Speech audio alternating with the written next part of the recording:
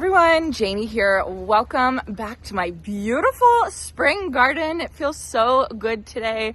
We are in the high 60s and we are absolutely enjoying it outside. So I think today I'm going to officially plant my very first annuals of the season. So today I'm planting one of my new favorite annuals. Now I feel like I have new favorite annuals or plants every year. Last year I was obsessed with orange blaze nyphophia, which I'm still obsessed with, but I have to say this raspberry superbena, I planted it last year and it was such a showstopper. I had to have more this year. So I got my hands on a whole bunch of them here and I'm so happy to plant them in my orchard garden right over here. So if you all aren't familiar with verbena, get familiar with verbena. It's probably one of my favorite plants to plant in the garden just because it is so incredibly versatile. You can get verbenas that are tall, you can get verbenas that are short, you can get small verbenas, you can get massive verbenas. I just love this plant.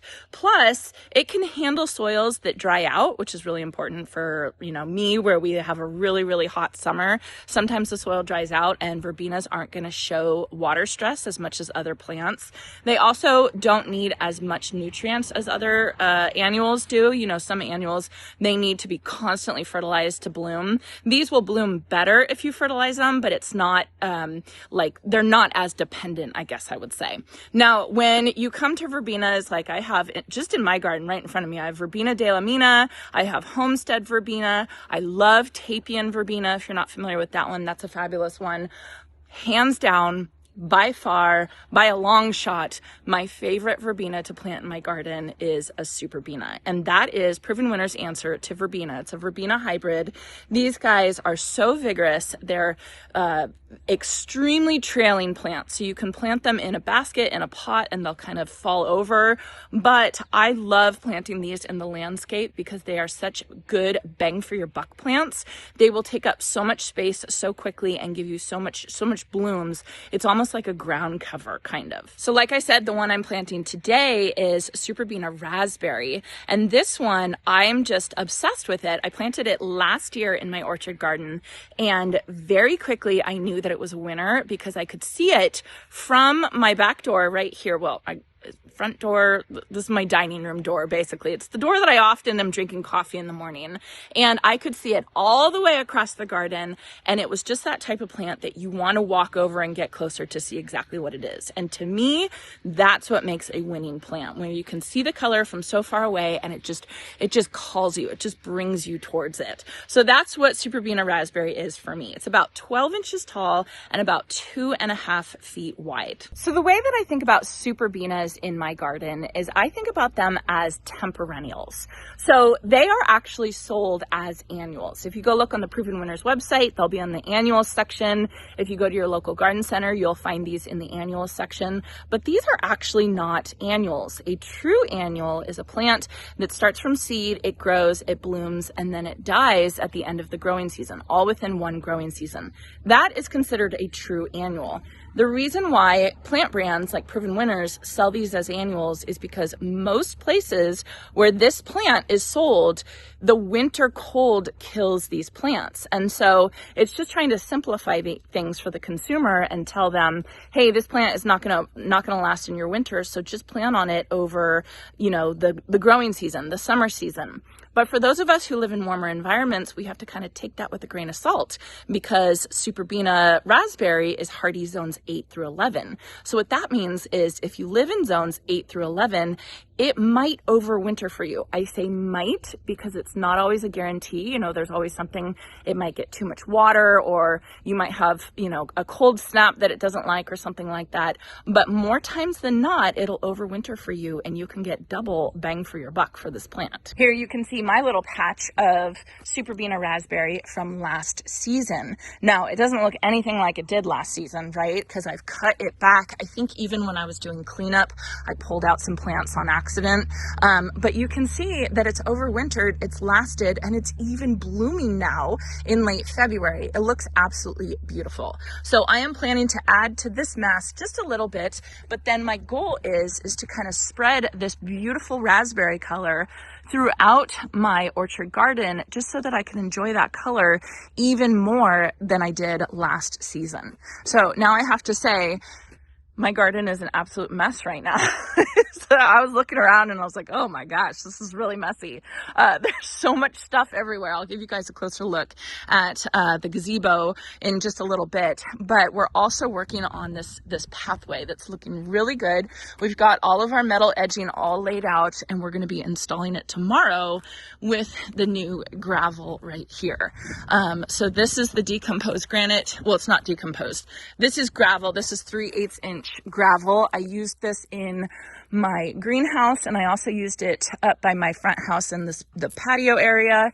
And I've decided that I want to put that gravel in on the pathways. And so that's what we're going to put on the pathway there. And we're actually going to cover the decomposed granite with the 3/8 inch gravel. I'll talk about that more in another video, but I just wanted to show you guys that because you're probably going to see that in the background of this video. Then let me show you some progress on the gazebo deck. Doesn't it look incredible? So what we're doing here, this is exactly where our gazebo is going to go. We purchased a ready-made prefabricated gazebo that is going to go on top of this deck right here. And we chose to have this deck raised up just to give our very flat property a little bit of difference in heights. I didn't come up with this. Michael Glassman, genius landscape designer, came up with this, and it is just a fabulous idea. So before I hop up here, there are going to be 2 big steps right here on this part of the octagon that we can step up, and then we'll be up here. Hold on, let me pull my camera back. Hold on. Okay, there's a little bit better of a shot, but look at that. Look at how beautiful. You can see all the almond trees, and you can see the field across the street. You can see the dry creek bed. Oh my goodness, it is so beautiful, so beautiful. So just for size wise, this deck is about 15 feet across. The gazebo that we purchased is actually 13 feet.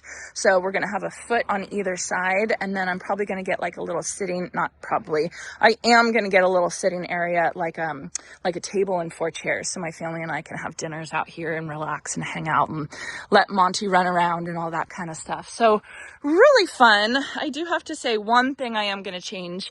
I have my red buds right here. I have 2 red bud trees, and I thought I put them in the right place, but I didn't. I'm going to want this one to move over a little bit. So I'll move that one over a little bit. And then all here, this is where we're going to put like our boulder fountains. We're going to have, you know, those fountains that are coming up through the boulders. We're going to have a couple of those right here.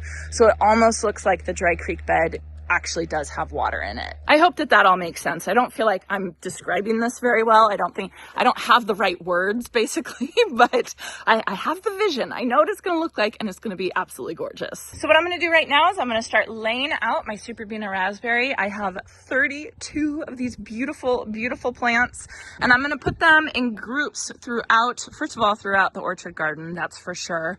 But I think I'm probably going to bring it over into the center island and even into the long border a little bit, because I do want this color to be spread out completely. I still want big enough groupings of them. I don't want just one single plants everywhere, but I'll see what I can do. I'm just going to kind of walk around and spread them all throughout the garden right now. And then I'm going to get started planting.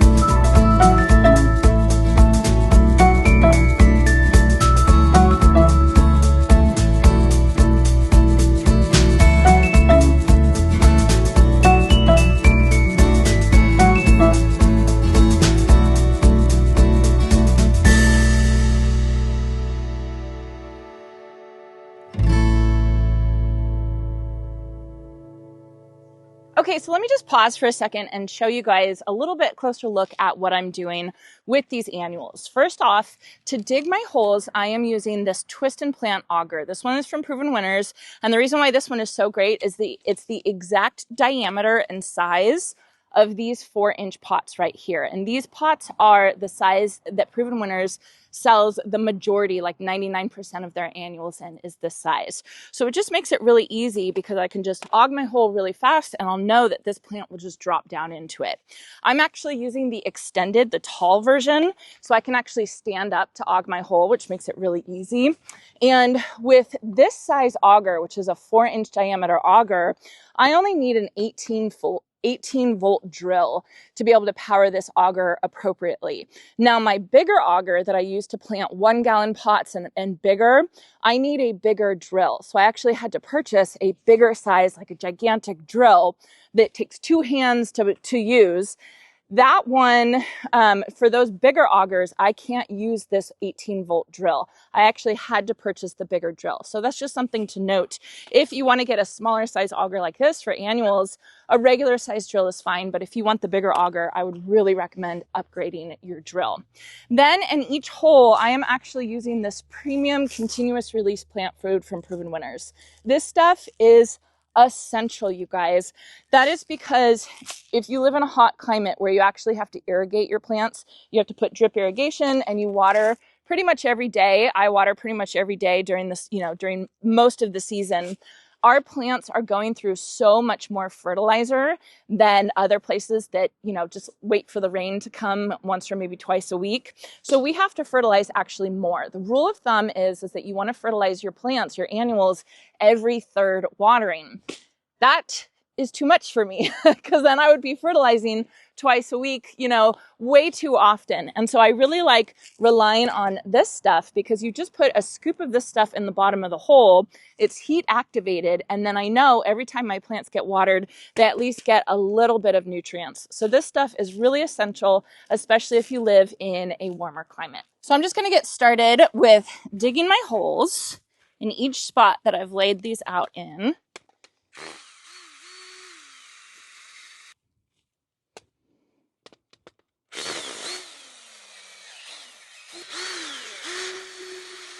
So at the end of last season, I actually transplanted a whole bunch of superbena pink cashmere out to this exact spot to see if it would overwinter.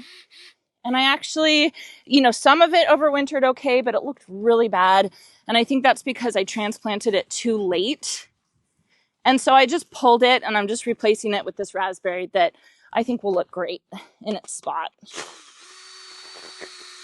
Okay, so all my holes are dug. If you're wondering why my soil looks so incredibly beautiful, it's because we did the no-till method and we put 6 inches of compost on top of our native soil and then covered it with wood chips. And we've replaced the wood chips a couple times. Eventually we will add more compost, but it is just, it's night and day compared to when we first moved into this property. I love it. So I'm just putting 1 scoop. This scoop comes in the fertilizer and 1 scoop in and then putting the 4-inch pot in. And of course, Monty's coming over to check out the fertilizer, but he's not attracted to this stuff at all. Hey, bud. Excuse me. What do you need? Huh? What do you need? Okay, just tuck them in. And then Jason will come through and add drip irrigation to each one of these. We usually do 1/2-gallon emitters to each of the annual drip irrigation. Oh, that's what you want. That's what you want, huh? Your ball.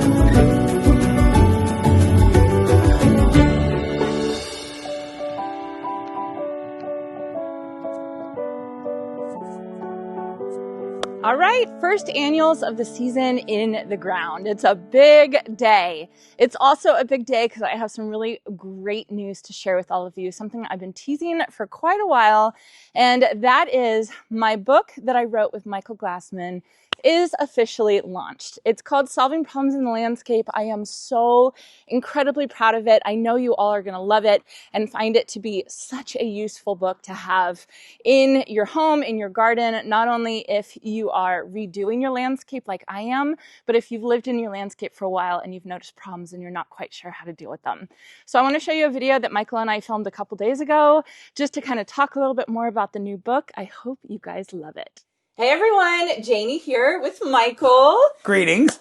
I think you all can see what we're talking about today. The book arrived. So about, what, a year ago? About a year ago. You called me and said, I have an idea, Janie. Yes, yes.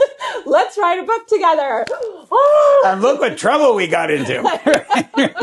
So we have been having such a fun past 12 months working together, creating this book for all of you. So the focus of the book is solving problems in the landscape. Solving problems in the landscape, which I have to be honest with you, this is a book I've always wanted to work on. Yeah. Because doing consultations, working with people, there are so many indigenous problems that you can make beautiful spaces and have wonderful environments, but if you don't solve the problems, you're just going to be wasting your time and your money. Yeah. And so one of the reasons why we thought about writing this book together is Michael is an award-winning designer, landscape designer. I mean, I embarrass him when I call him a genius, but he really is. He just walked around my garden and gave me another consultation, and I have so many fun new ideas. I mean, you're amazing what you do. However, not everybody can afford to do a designer's level. Exactly. Yeah. And that's, I think the thing that I love so much, someone was asking, what makes your book really special? We approached it with 3 different perspectives. And again, we all have different budgets.